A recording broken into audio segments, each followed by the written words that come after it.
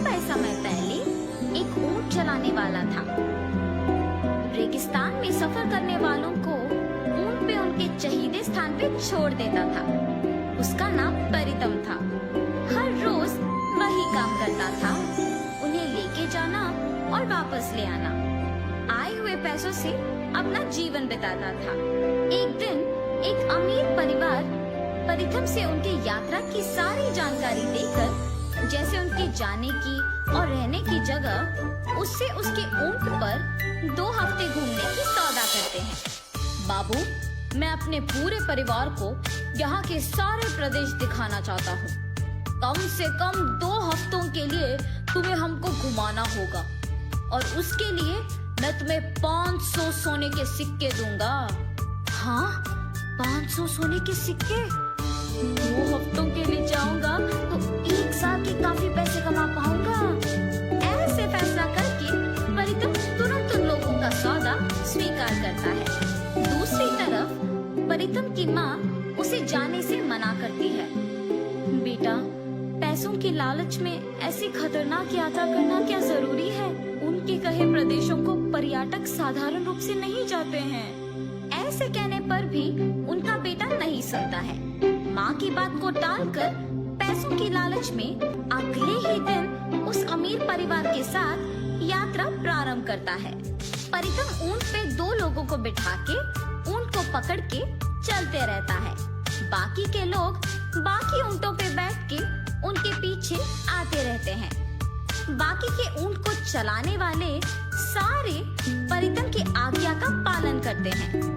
वो सारे परितम के पास मौजूद नक्शा की सहायता से चलते रहते हैं और जब रात होती है तो वहीं रुक के सो जाते हैं। अगले दिन परितम यात्रा की सारी तैयारी करके, जल्दी आओ सभी, देर हो रही है, ऐसे सभी को बुला के किस दिशा जाना है ये देखने अपना नशा ढूंढने लगता है। उसके बैग में और जेब में ढूंढने पर भी नहीं मिलता है। ये बात उसे परेशान कर देती है।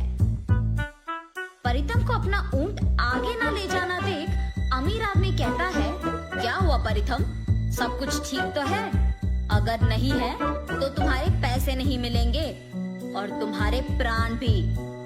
डर के मारे परितम नक्शे के बिना ही उन्हें कोई भी दिशा लेके जाता है। ऐसे चलते हुए वो एक प्रदेश पहुंचते हैं।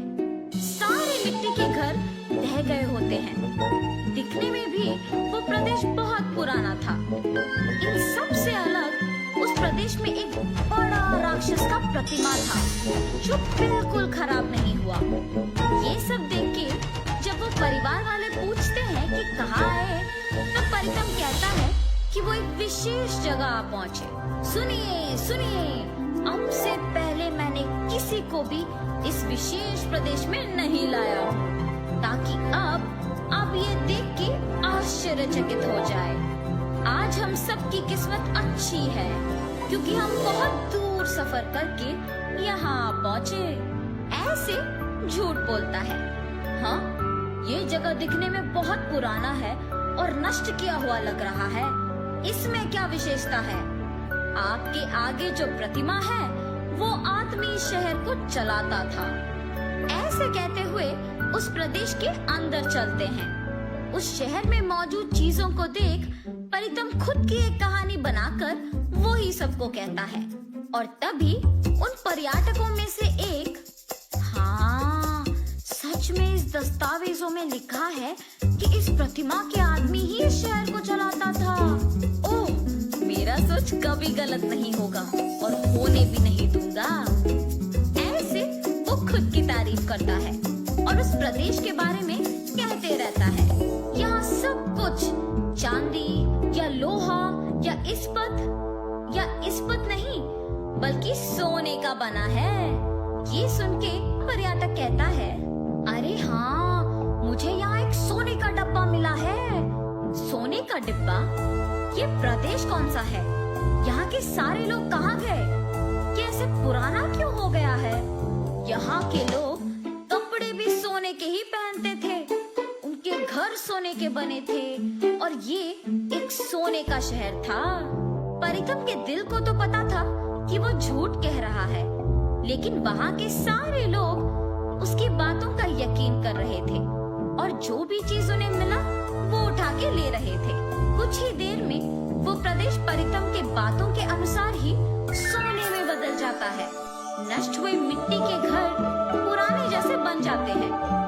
ये देख पर्यटक और परितम दंग रह जाते हैं। प्रतिमा भी सोने का बन जाता है और चलना शुरू करता है। ये देख सभी वहाँ से भागने लगते हैं और छुप जाते हैं। ओए परिथम,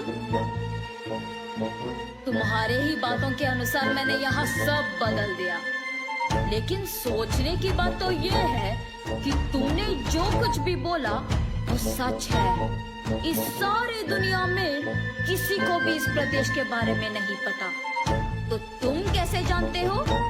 यहाँ क्यों आए हो और ये सब कौन है?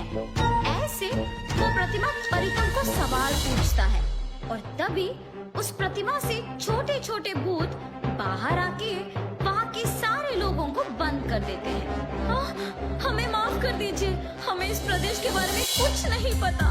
मैं सच कह रहा हूँ, मेरा यकीन मानो, मैंने अपना नक्शा खो दिया। इस अमीर आदमी के धमकाने की ही वजह से मैंने बिना सोचे कोई भी रास्ता को चुन लिया और वो रास्ता हमें यहाँ तक ले आई और कोई प्रदेश भी नहीं दिखाई दिया, इसीलिए हम यहाँ आ पहुँचे। 300 साल से कोई भी इस प्रदेश तक पहुँच नहीं सका, तो तुम्हें ये कैसे मुमकिन हुआ? आके हम सबको जगाया तुमने। तुम्हारा अब क्या करें? सबकी जान ही हमारी तोहफे होंगे।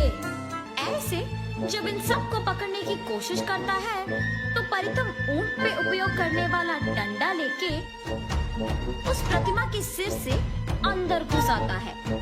ऐसे करने के तुरंत ही सब कुछ पहले जैसे बन जाता है। जो सोने की चीजें उन पर्यटकों ने उठाया वो सब वापस मिट्टी के बन जाते हैं।